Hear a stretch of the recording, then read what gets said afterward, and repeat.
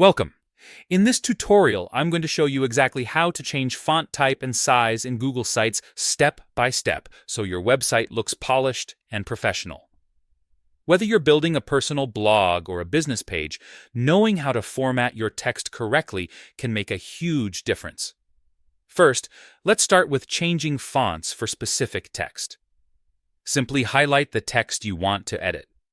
Right above your text box, a toolbar will appear. Here you can select a style from options like title, heading, or normal text. You can also click the font drop-down to choose a specific font that matches your website's style. Adjust the size right there too, and you'll instantly see your text update. It's that easy. But what if you want to make changes across your entire site? That's where site-wide themes come in. Head over to the Themes panel on the right side of your screen.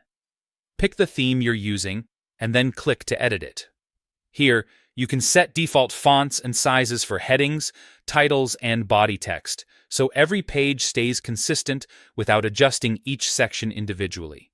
And that's it. With these simple steps, you can fully control how your text looks in Google Sites, making your website more attractive and easier to read. Thanks for watching.